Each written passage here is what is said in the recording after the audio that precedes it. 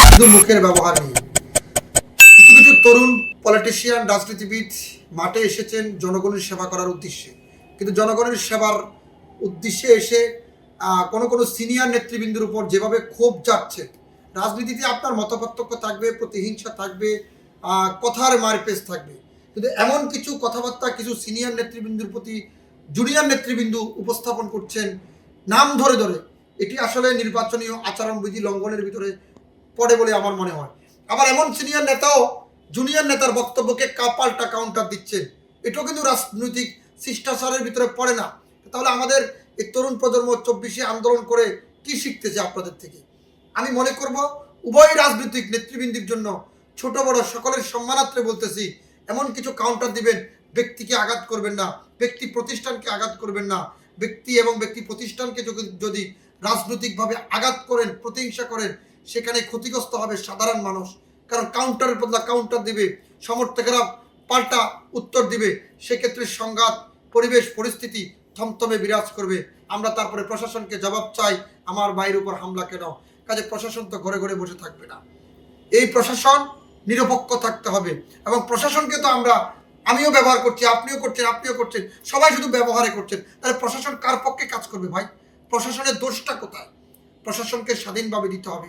আমি আবারও বলছি, কিছু কিছু তরুণ রাজনীতিবিদ এমন ভাষায় কথা বলছেন যাতে করে দেশটা শুধু তাদের আর কারো না। আবার কিছু কিছু প্রবীণ রাজনীতিবিদ সেই বক্তব্যের পাল্টা কাউন্টার দিয়ে আরো উত্তপ্ত করে দিচ্ছেন। আরে ভাই, আমি বাচ্চা মানুষ, আমি যদি একটা ভুল করি, আপনি যদি সেই ভুলের পরিপ্রেক্ষিতে আবার পাল্টা কাউন্টার দেন, তাহলে আমি আবার কাউন্টার দেব। এভাবে তরুণ প্রজন্মের সাহস বেড়ে যাবে। এখানে স্টপ করতে হবে, পুলিশ স্টপ দিতে হবে। আর পুলিশ স্টপ যদি না দেন, তাহলে ভবিষ্যতে অনেক বড় সাম্রাজ্য ভাঙার সম্ভাবনা আছে, অনেক বড় সাম্রাজ্য। আমি বললাম ঢাকা শহরে অনেক বড় বড় প্রভাবশালী সাম্রাজ্য ভেঙে যাবে 12 ফেব্রুয়ারির নির্বাচনে। রাত 8টায় শুনবেন ভূমিকম্পের মতন অনেক বড় বড় রাজনৈতিক সাম্রাজ্য ভেঙে গেছে। এমন কিছু তরুণ প্রজন্ম সামনের সারিতে সংসদে বক্তব্য রাখছেন, জয় হোক মানবতার, জয় হোক এই বাংলার 24-এর গণঅভ্যুত্থানের তরুণ প্রজন্মের। প্রবীণেরা শুধুই হেরে যাবেন তাদের কিছু বয়স্ক আচার আচরণের, ব্যক্তির স্বাধীন সার্বভৌমত্ব এবং গণতন্ত্রবিহীন কথার কারণে। আর সেই তরুণ প্রজন্মের কাউন্টারের বদলা কাউন্টার দিতে নেই। প্রবীণদেরকে অনুরোধ করব, ছোটরা ভুল করবে, সেখানে আপনারা সেই ভুলের জন্য উত্তপ্ত না হয়ে সান্ত্বনা দিন, তার বাসায় যান, তার সাথে কথা বলেন, বুঝান। রাজনীতিতে ভুল বুঝাবুঝি হবে, রাজনীতিতে জয় পরাজয় থাকবে। আর তরুণদেরকে বলবো,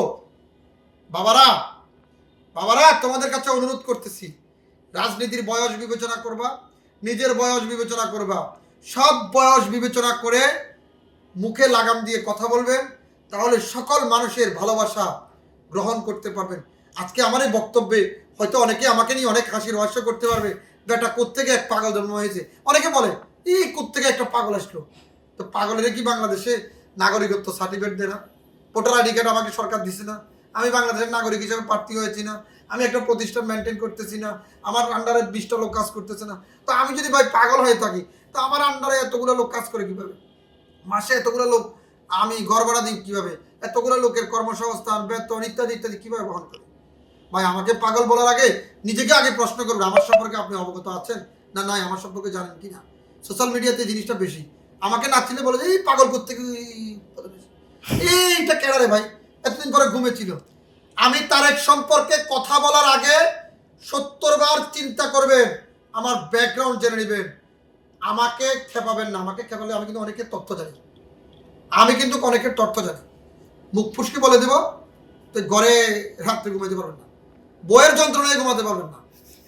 পাবলিক তো পরে। আল্লাহ হাফেজ।